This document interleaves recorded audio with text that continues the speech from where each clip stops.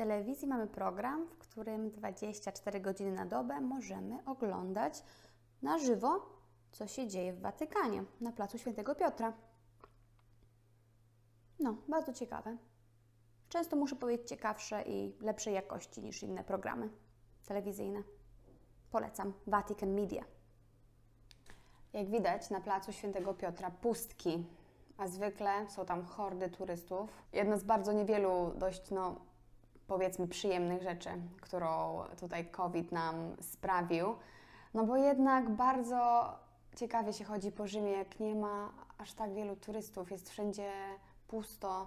Szczególnie niesamowite było po pierwszym lockdownie w maju zeszłego roku, jak można było w końcu wyjść na dłuższy spacer. I nie było nikogo naokoło Koloseum, nie było nikogo przy tych głównych monumentach, które normalnie są oblężone przez po prostu tysiące ludzi. Trzeba lawirować pomiędzy ludźmi, trzymać się za torebkę. Dzisiaj do nagrania vloga zainspirował mnie brak mleka w lodówce. A więc jest już dość późno, bo miałam lekcję rano. Jest już prawie 11. I tak przyszłam do tej lodówki, nie ma mleka i to mnie skłoniło z kolei do takiej myśli, że o kurczę, to już nie będę mogła wypić tego cappuccino, prawda? Bo już późno, a po 12 nie można. I tak sobie pomyślałam, że to chyba nie jest takie oczywiste tak naprawdę, jak się pije kawę, jak się jest we Włoszech, a jednak, nie wiem, dużo tutaj turystów, to może Wam się kiedyś przyda. To opowiem Wam dzisiaj o tym, jak się pije kawę we Włoszech, jakie są zasady. Aczkolwiek wiadomo, możecie robić co chcecie. Impreza w bloku. No dobra, czas na kawę. Przygotowałam sobie tutaj euro, bo tutaj kosztuje kawa. Jest to chyba jedyna może rzecz, która kosztuje tutaj mniej niż w Polsce. Jest po 12, więc nie możemy już wypić cappuccino.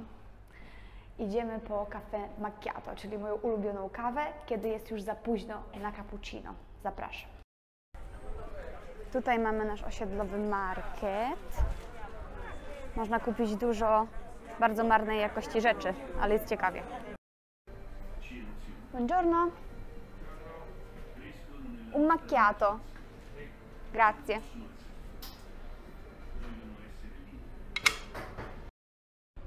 Tak wygląda nasze macchiato.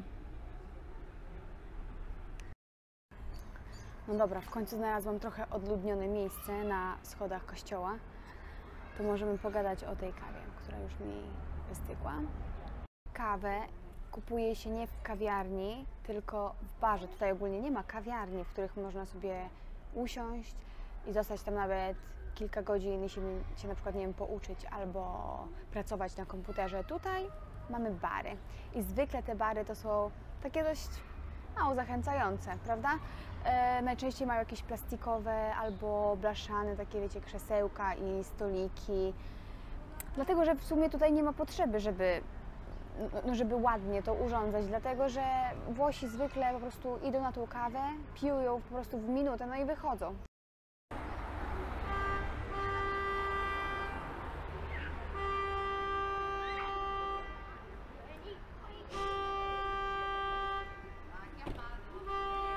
Doppia fila.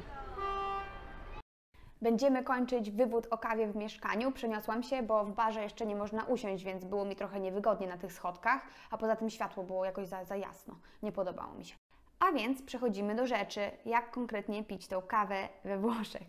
Po pierwsze, cappuccino nie pijemy po 12. 12 to jest taki umowny czas, po którym nie pije się cappuccino, ale w szczególności nie pije się cappuccino po zjedzeniu czegoś słonego, więc na przykład po lunchu albo po kolacji to już w ogóle.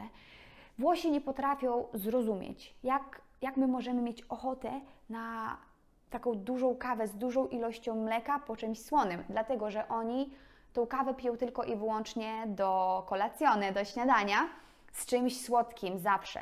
Cappuccino można łączyć tylko z czymś słodkim. Tak samo caffè latte.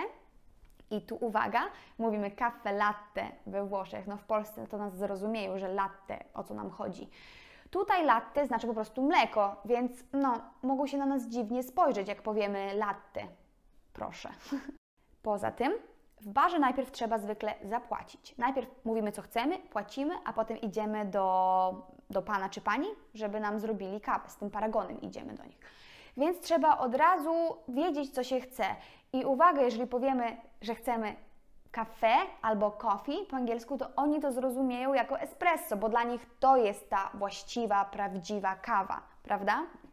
Więc uważajcie, jeżeli chcecie cappuccino, trzeba powiedzieć cappuccino, bo nikt nas nie zapyta, żebyśmy doprecyzowali, o czym myślimy, jak myślimy o coffee.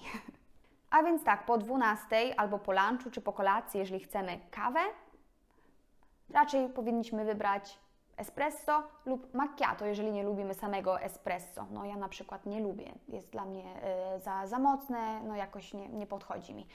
Także zawsze biorę macchiato, czyli espresso z małą ilością mleka. Z drugiej strony, jeżeli jesteśmy fanami bardzo mocnego smaku, możemy zamówić ristretto, które jest takim jeszcze krótszym, z jeszcze mniejszą ilością wody espresso. No, to już takie w ogóle błocko takie. Jeżeli jesteśmy we Włoszech w lato, możemy też zamówić w barach caffè freddo. Często mają, nie zawsze, ale bardzo często. Jest to espresso, które już jest posłodzone i jest przechowywane w lodówce. Bardzo dobre, lepsze niż takie gorące moim zdaniem. Oraz bardzo, bardzo polecam spróbować w lato crema di caffè. To jest bardziej taki deser niż kawa, to jest jakby taki mus zrobiony z kawy i z śmietany, który kręci się w takich maszynach w barach. Nie zawsze jest, ale bardzo często. Polecam bardzo spróbować, bo jest pyszne. Innym ciekawym rodzajem kawy jest caffè corretto. Jeżeli poprosimy o taką kawę, dostaniemy znów espresso, ale z odrobiną jakiegoś alkoholu, jakiegoś liquore. I to chyba tyle. No. Nie spotykam się bardzo często, żeby ktoś zamawiał w barze coś innego niż espresso.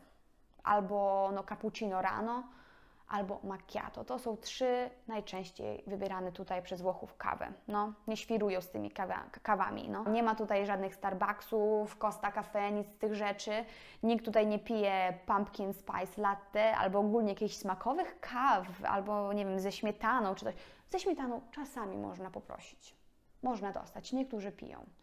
Ale no, zupełnie inaczej to wygląda. Poza tym kawy są takie małe. Nie można poprosić o małą, średnią czy dużą. Jest jeden rodzaj i tyle.